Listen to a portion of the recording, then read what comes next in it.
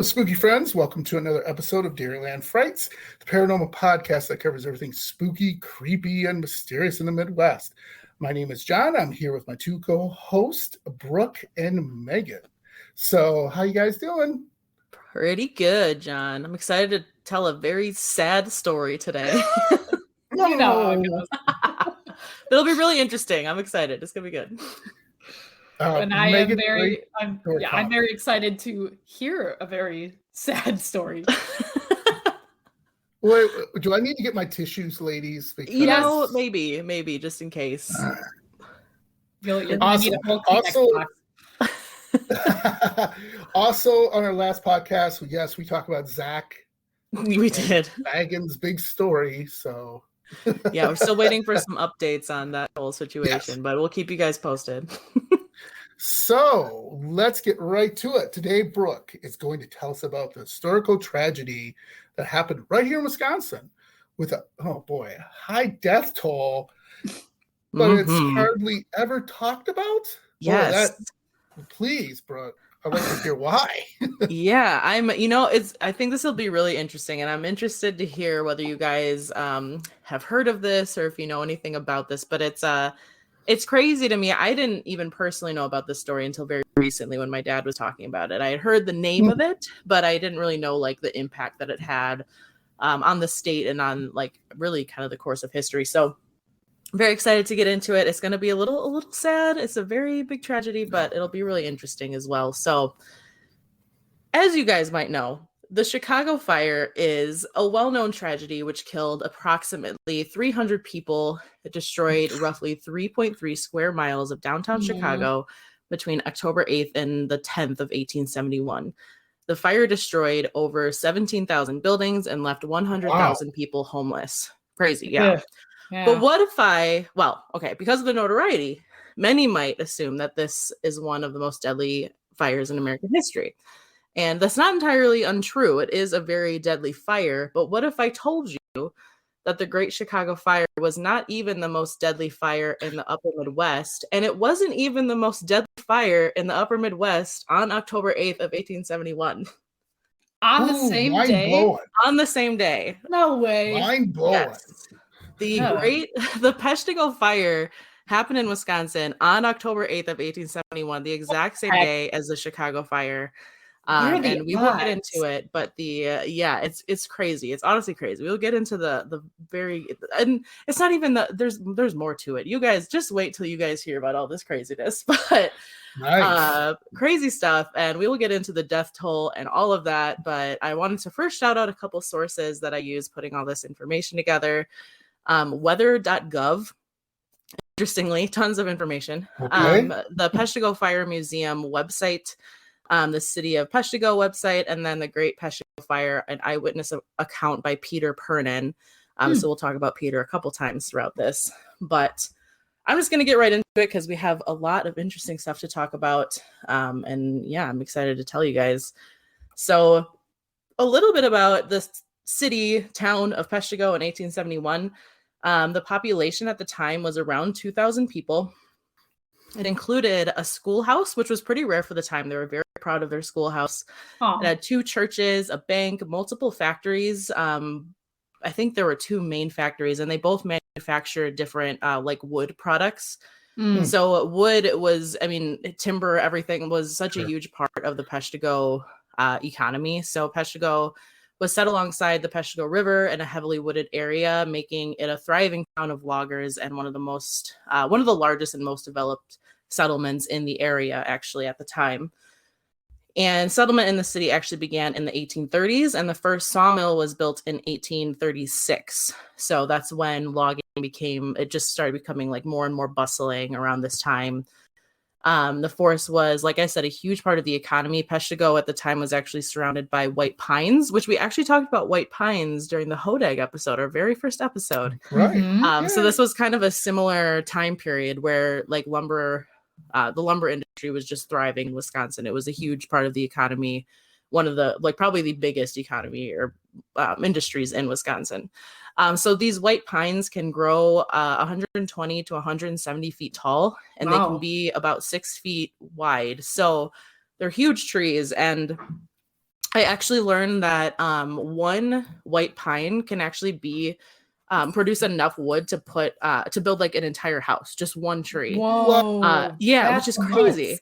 Yeah. And they also float. So they were actually really easy to like put into the river and float down to the sawmills. So this was just like a huge industry at the time. So the trees would be chopped down and floated down the river to the sawmill, where they would be treated to be used as lumber to build homes, furniture, and more at one of the factories in Peshtigo. And because wood was so abundant in the area, it was used for like literally everything. So the shavings were used to even stuff mattresses, which is pretty crazy, but they were also used for so many other things. Like wood shavings were used to like soak up mud and water like along the streets. Every single house is made of wood. Like there were like boardwalks made of wood. Everything was made of wood because there was so much of it. Right. And in fact, the Ogden Woodware Company in Peshtigo, which manufactured wooden items like tool handles and clothespins, was actually the largest factory of its kind in the entire US at the time. So it's a little town, you know, we think of Peshtigo as being a little town, but at the time it was very thriving. Yeah. Cool. So another thing that was kind of a product of the time being, you know, 1870s, there was not a ton of knowledge about the dangers of forest fires.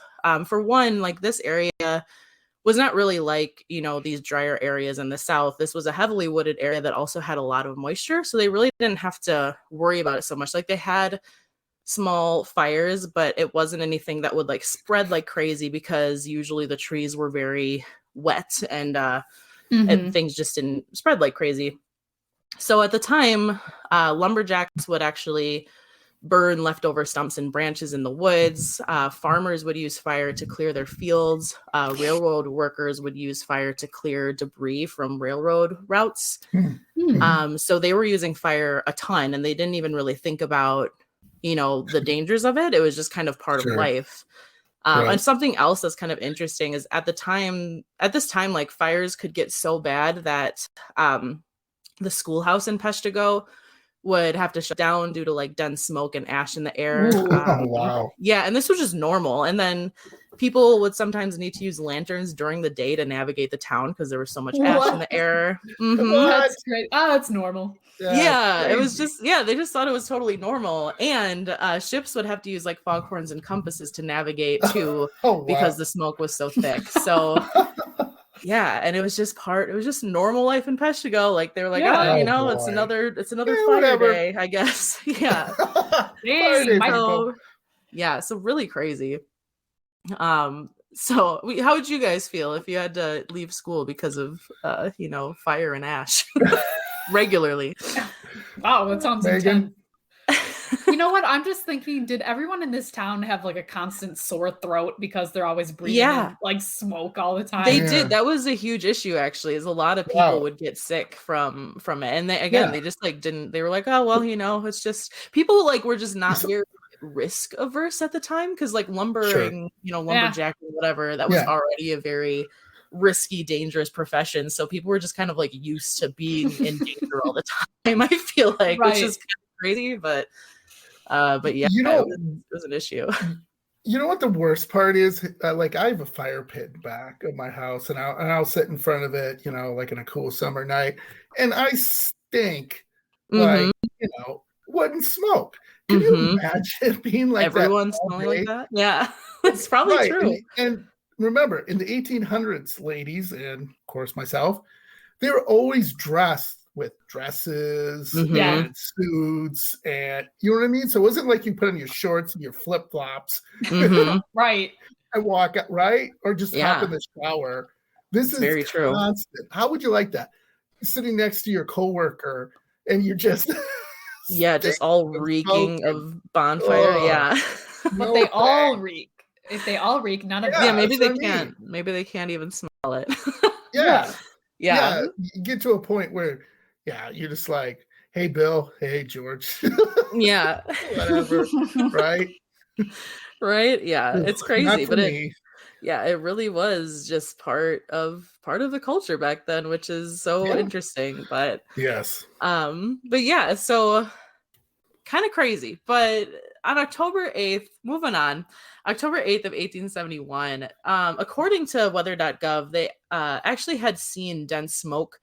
They had observed it for multiple days leading up to the Peshtigo fire by the people at Fort Embarrass, which was I thought that an interesting name. Fort Embarrass, and it's actually in the town. The town is called Embarrass, Wisconsin, which I thought was very funny. Yeah, I had never heard of that, but it's still okay. But this town is about 60 miles southwest of Peshtigo, and they actually kept very detailed weather records at the time. So like different forts around would they would write down their observations and stuff like that, which is kind of interesting. So they knew that there were fires, and that wasn't exactly out of the ordinary, but the townsfolk also knew that a fire was coming, and like normal, they kind of prepared to fight it. So they would fill big barrels full of water, and they would ready the pumps that they would normally use to fight these sorts of small fires that would pop up around the town. And because of the life that they were used to, with all the forest fires being fairly normal, due to the activity of lumberjacks and farmers and railway workers, they weren't really immediately alarmed. They were like, it's just, typical day in Peshtigo. Let's just get ready to fight this fire. Yeah, right. However, on the evening of Sunday, October 8th, the fire reached Peshtigo, and the survivors described this insane roaring sound that all of a sudden came out of nowhere, and all of a sudden everyone heard it. And the flames just burst through the nearby forest, completely out of nowhere. People weren't expecting this at all. And it was just this roaring inferno of flames. And it began consuming the town so quickly. According to eyewitnesses, they actually described it at the speed of a railway locomotive is what this, how this fire blew through town. Dang. And so very quickly, the men who were in charge of these water pumps and water barrels realized that there was no hope in fighting the fire. So everyone started just fleeing. The entire town just started running for their lives, and everything burned. So people were saying obviously houses, everything made of wood burned, but also animals, people's clothes, people's hair. One person described seeing a young girl where her hair, she had very long hair, and it caught fire, and her entire head caught on fire. That would have been crazy. Yeah, and everything was just adding fuel to the fire. So it just kept building and building and building. And essentially a firestorm was created, which is, I'd heard this term, but I didn't really know what it meant. But a firestorm essentially is a fire that's so hot that it creates its own wind system. So essentially firestorms can actually burn as hot as 2,000 degrees, which is insane. Yeah. And they can also create what are called convection columns, which are essentially fire tornadoes. And this likely happened in Peshtigo because some of the survivors claim that they saw the firestorm throwing rail cars and houses into the air, stuff flying everywhere, as if it was, they kind of described it as a hurricane. like a tornado almost. Like a tornado or hurricane of just fire. Yeah, which is absolutely insane. I can't even fathom that. No.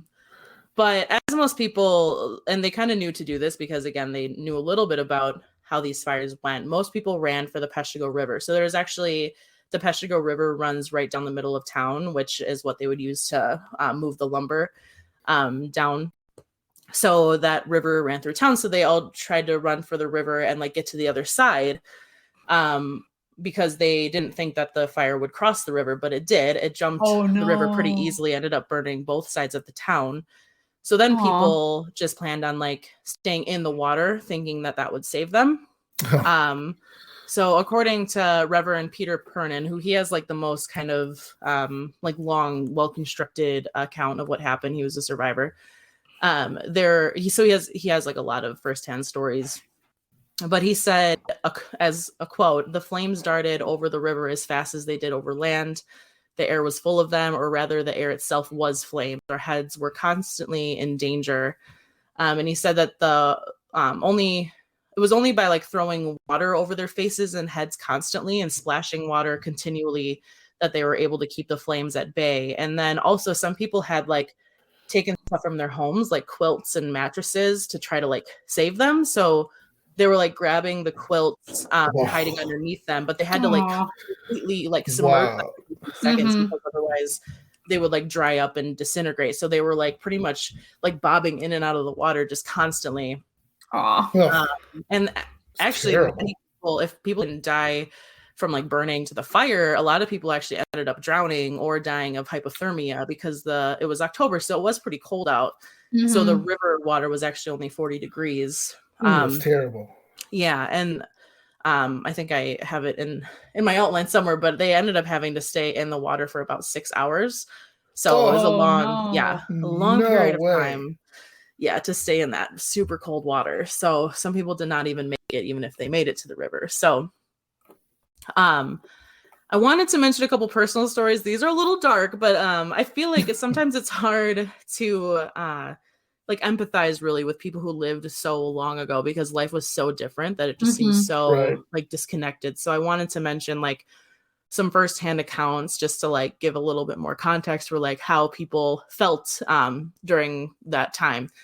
So the first one, this is actually from a sign that's in the cemetery near the Peshtigo Fire Museum. So this is about the Kelly family. So this is like a direct quote. This is what the sign says. So it says, Terrence Kelly, his wife and 4 children lived in the upper sugar bush. When the fire came with the terrible wind and smoke, the family became separated. Voices could not be heard over the roar of the fire. Mr. Kelly had a child in his arms, as did Mrs. Kelly. The other 2 children clung to each other. In search for safety, each group lost track of the others. The next day, Mr. Kelly and a child were found dead nearly a mile from his farm. The mother and another child were safe. The other children, a boy and a girl who were both 5, were found sleeping in each other's arms near the farm. The house, barn, and all the outbuildings had burned to the ground. So apparently these 2 kids survived, which is kind of crazy. No. Yeah.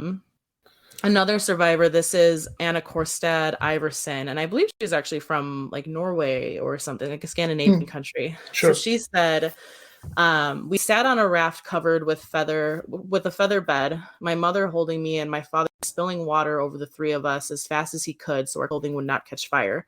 But mother's clothing burned nearly off her back. So wow. No. So she and they actually did end up surviving, she and her parents, which is great, but yeah, it was obviously very traumatic.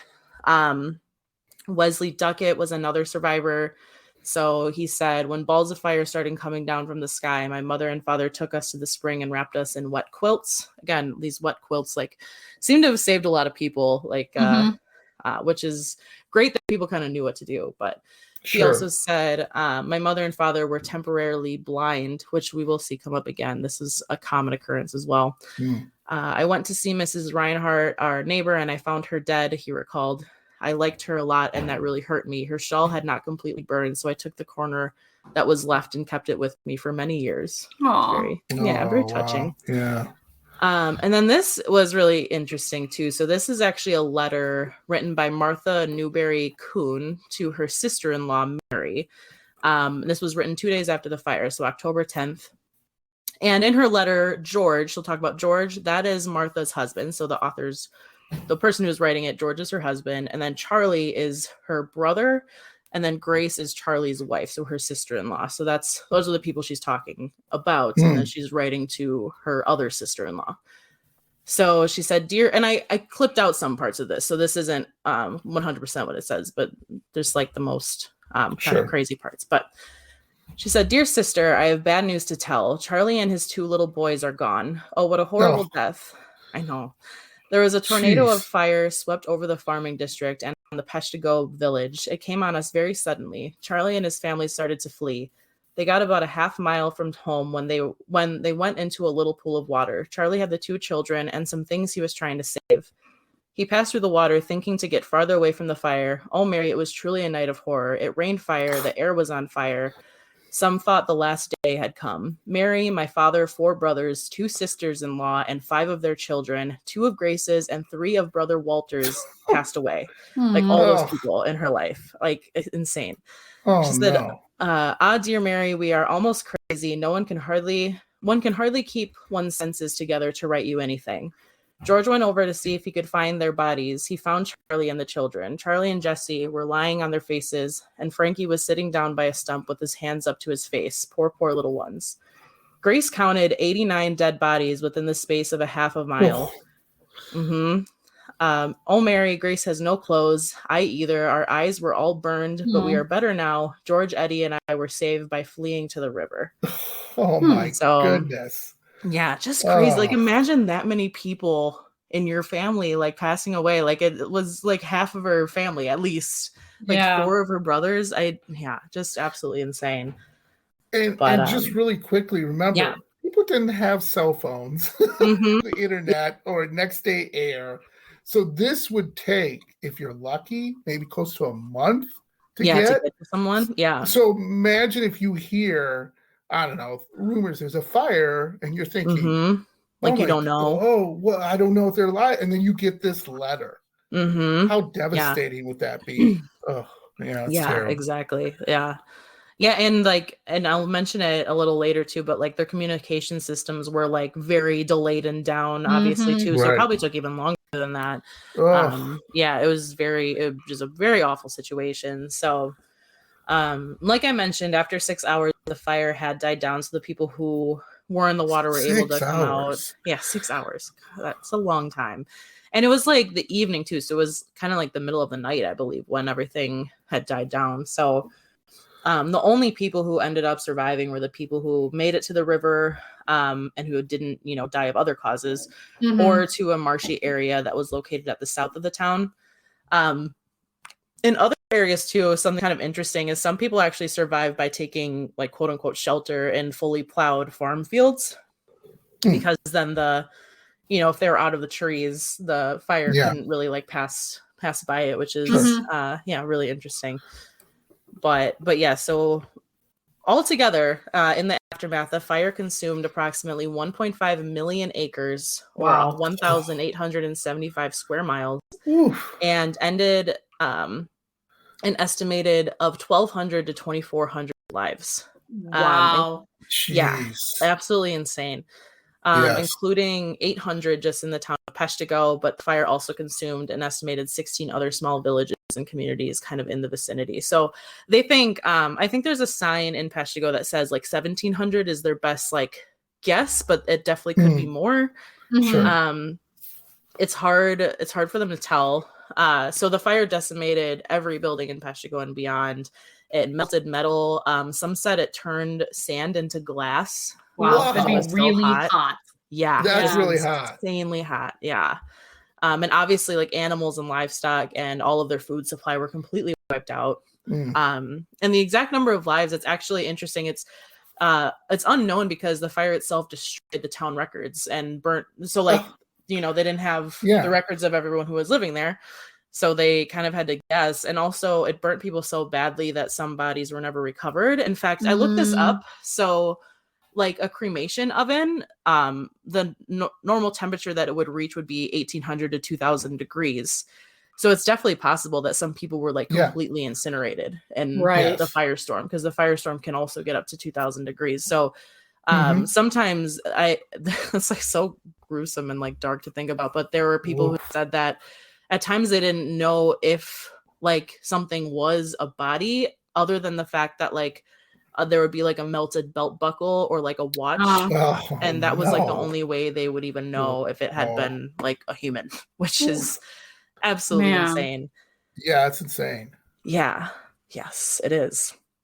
And then there were tons of like unidentified remains too. So they actually took the remains of around 350 residents and buried them in a mass grave at the Peshtigo Fire Cemetery. So there, if you go to Peshtigo, you will see like there is a mass grave there with 350 people buried there. It was also mentioned that so many people were unidentified because either they were burned so badly, but if they weren't, there might have been no one left alive who would recognize them, which is so sad to think about. Yeah, like it's worse. I know. I'm like, it's just insane. Like it's crazy. I don't know. I might have these details later, but I looked it up, and it's actually more people died in this fire than in like Hurricane Katrina, for instance. And you think about the fact that it was which I had like, it took me reading that to really like understand like the insane level of devastation, and the fact that like, New Orleans is a huge city, so obviously this is massively devastating, but a much smaller percentage of the community died. Whereas with Peshtigo, it was a small town to begin with, and like over half the people who live there passed away. Like it's wow, just insane to think about. Yeah.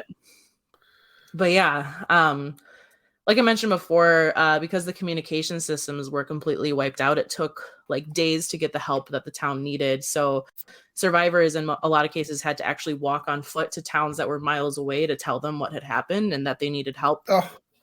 So Marinette, Wisconsin was actually one of the first towns to respond. So they were not affected by the fire. So they sent clothing and food for the survivors. So that was great. And then they kind of word spread from there. But the news of the fire was very heavily overshadowed by the Great Chicago Fire, because like I said, it was the same day. So like people didn't even know about the Peshtigo fire for days, because they learned about Chicago pretty much right as it was happening, because there's so many people there, word travels a lot faster.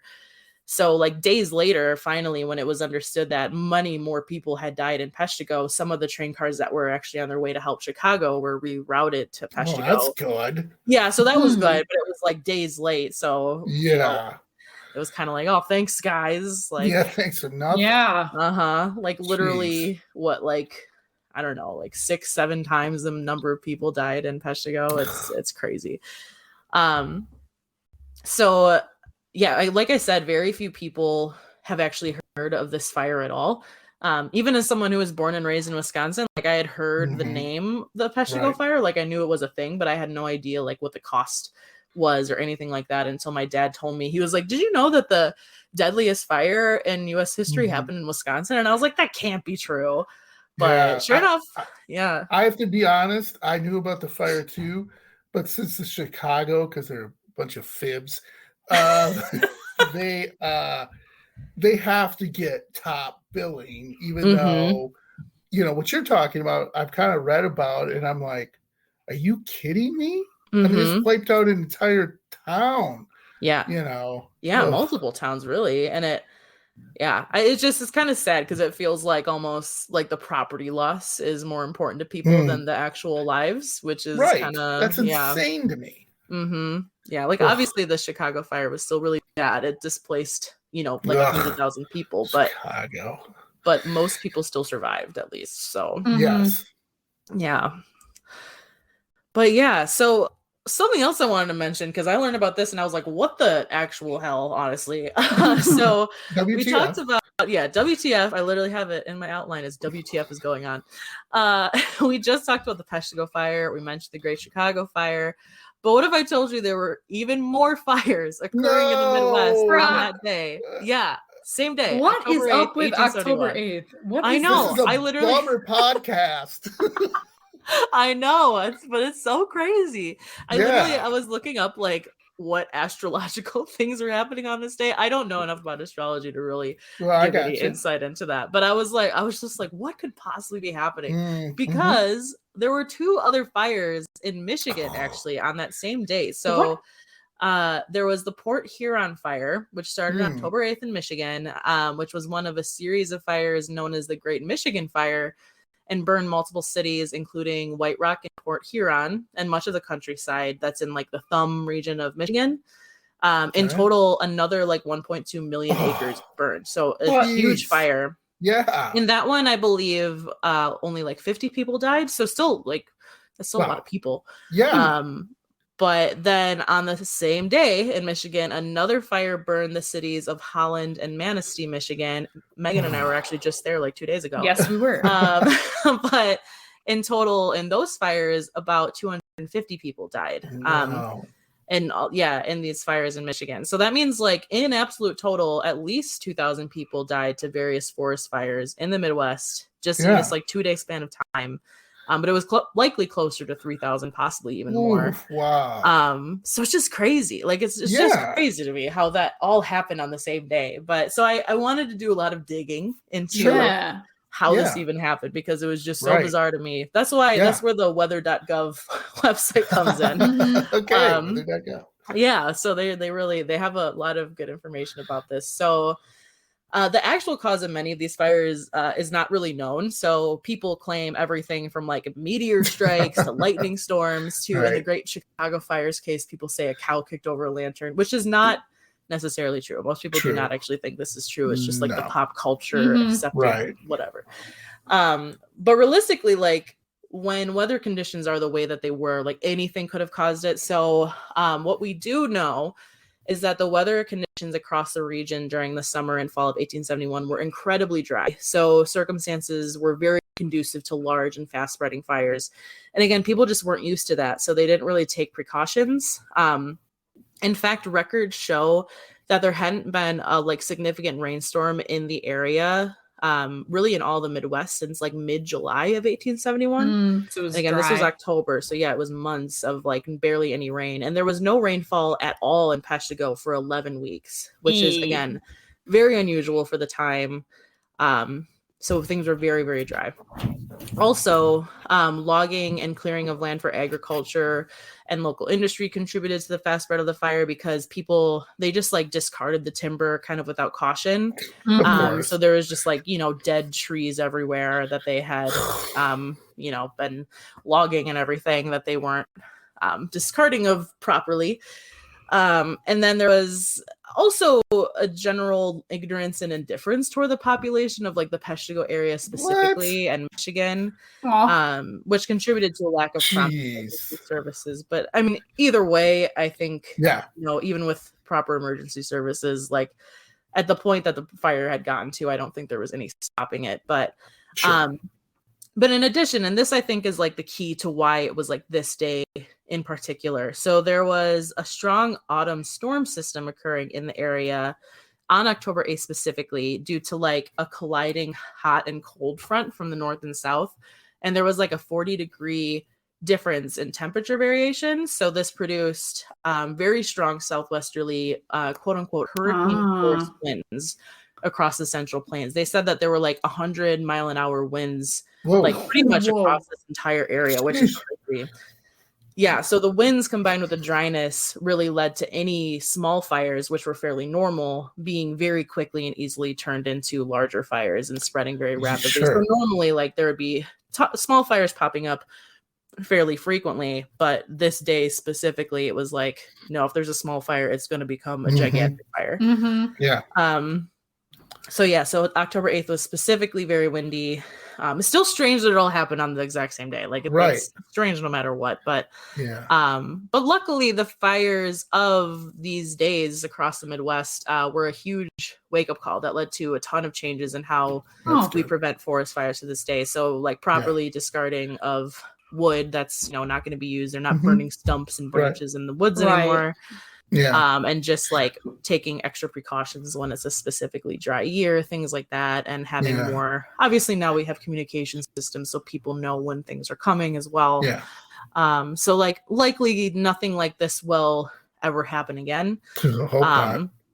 Don't tell California that.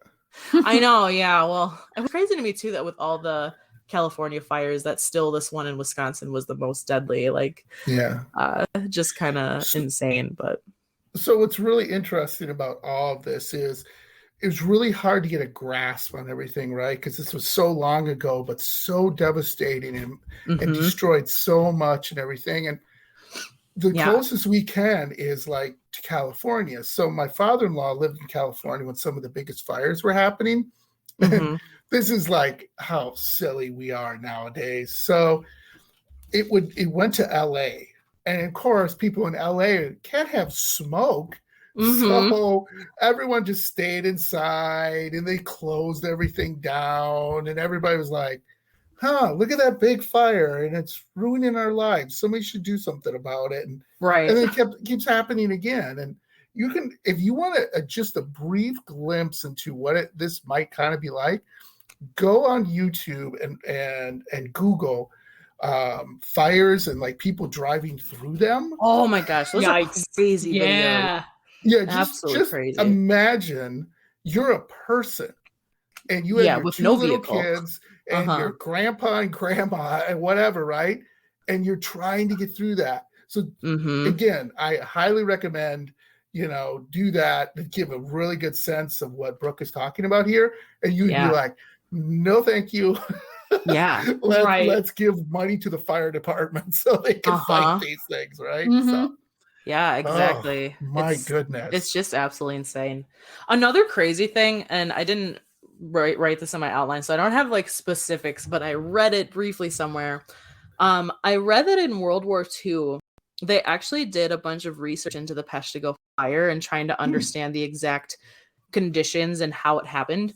Not to like prevent it, which I mean they did separately, but because they were trying to like use it as like a form of warfare, like these crazy fires, which was very, again, dark to me. Because imagine like, I mean, I know it was World War II, it was different times, but like imagine purposefully inflicting that kind of turmoil and pain on like another population of people. Like that's that'd be absolutely awful. insane to me. Yeah, I don't know if they ever did it, but yes. So being a big history guys, I can add just one really quick.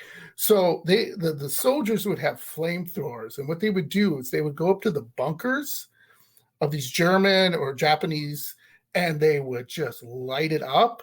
And here's the two things that happen. One, it sucks all the oxygen out of the room. So now you can't breathe. Oh, by the way, you're on fire too.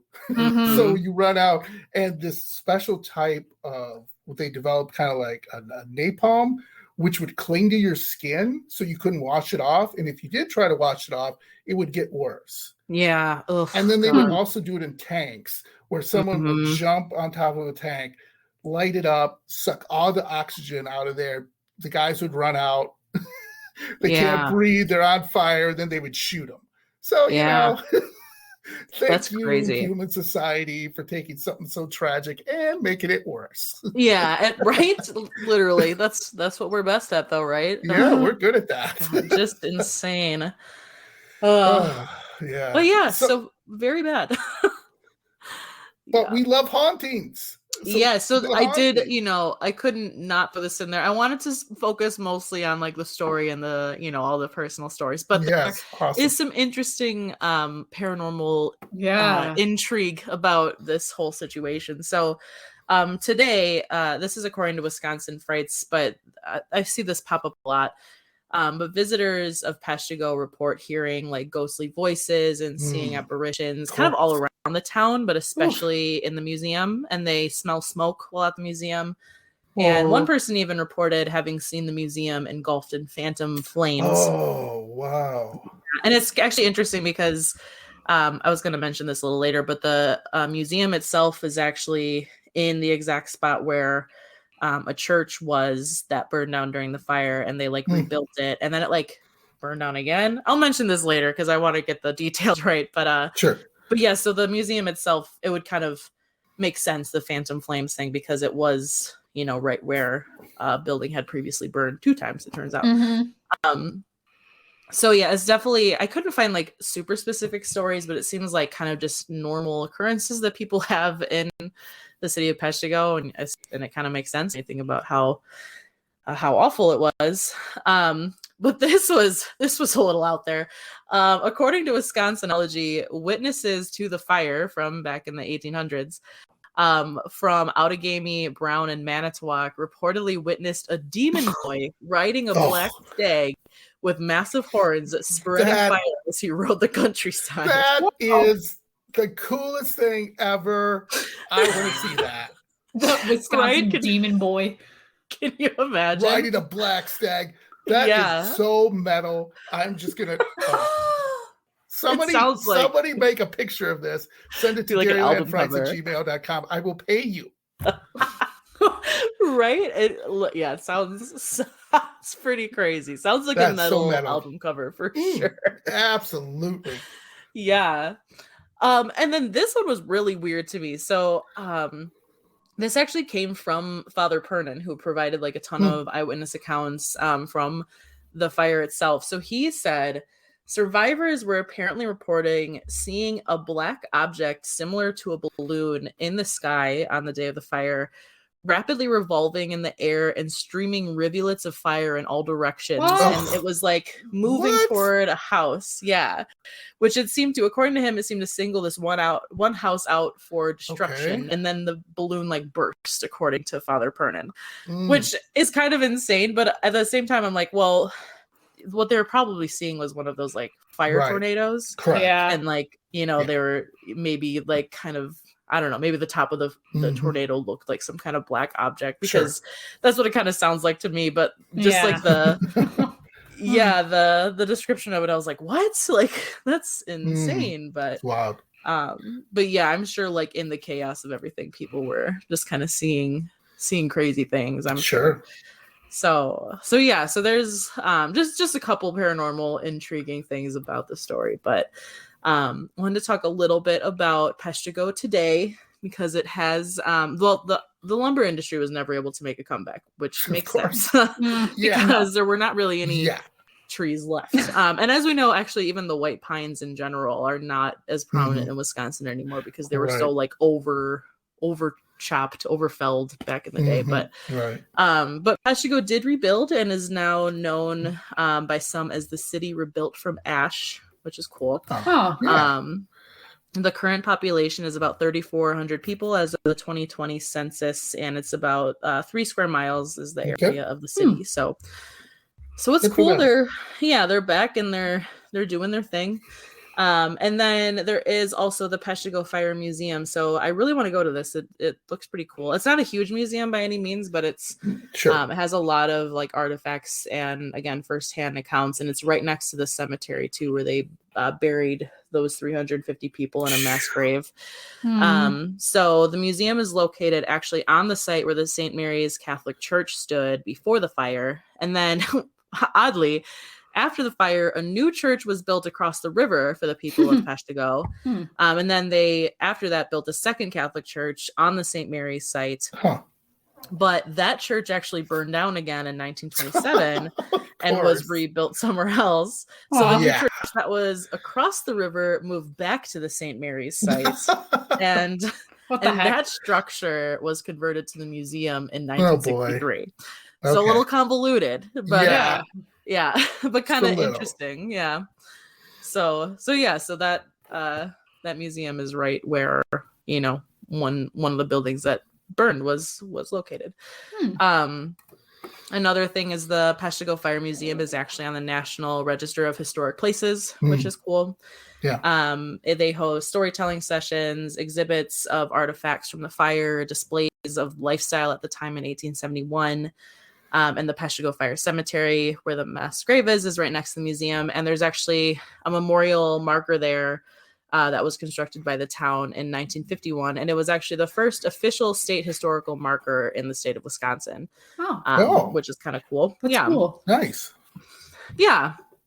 And then one of the more interesting things that they have at the museum is actually an unblemished church tabernacle, which Father Peter Pernin saved by submerging it in the Peshtigo River as he was fleeing. So it's like completely like, you know, in good condition still. So that's kind of interesting. And the museum also includes displays of several letters with first-person accounts of the fire and the cleanup. And in one of the letters, a survivor describes burying 900 to 1,000 people. Crazy. So sad. Can't even imagine being like the people in charge of that cleanup. But if you would like to visit the museum, it is apparently it's open every day from Memorial Day until October 8th each year, fittingly. So October 8th is the last day that it's open each year. But so it's not open yet, but it will open in May, I guess, and then it'll be open every day for a couple months. So yeah, very interesting, very cool, very sad. But it's very sad. Learn about, but it's Well, this is a bummer episode, but you know, hopefully we learned something. And again, we will likely never see anything as deadly. Well, you know, a forest fire as deadly as this. It was actually the top 5 of most deadly natural disasters in the U.S. history. Crazy. Even I think the hurricanes. The hurricanes. Hurricanes. Yep, for sure. Jeez. Yeah, the only hurricane that was more deadly than this fire was the one that happened a couple years ago in 2017. And, okay. I have an Amazon package. I don't know if you heard that buzz, but yeah. So other than that, there were no more deadly fires, and I think there were a couple other things that happened. Wow. I can't even remember now, but yeah, it's pretty crazy. But we learned a lot from it, and hopefully nothing like this ever happens again. So that's the good news. That's the good news. So please, do not put out your campfires, people. Yes, put out your campfires. Something laying around and start a fire like this. But this was awesome. I what I love about our podcast is we always learn something new. And this is something that was amazing. I didn't know a lot of this, Brooke, so thank you for sharing. I mean, I'm glad. That is pretty cool. Bummer, yes, but you learn something. Fascinating. Hopefully you learn from it, right? Yeah, exactly. All right. So anything you guys want to add before we move off the topic? I don't think so. Yeah, Don, if you want to introduce your exciting topic for next week. Yes. So after this, no more fires, no more haunted lighthouses, no more scary children, Megan, tugging at your skirt, no more looking out and to see somebody staring at you, Brooke, from the house. Oh my God, window. I hate that. But it is pretty bad. And this thing, you can see it. It's the Hat Man. So this is an urban legend I am super excited to talk about because it has some foundation in today. And it also, Aaron Rodgers is no longer a Packer, but we won't get into that. Has a story from Aaron Rodgers. He's my boy, and we won't get into that. Anyway, so say hi to your ghost and also stay spooky. So, ladies, great as always. Yep, we'll see you next week. See you next week. For the Hat Man. Hat Man.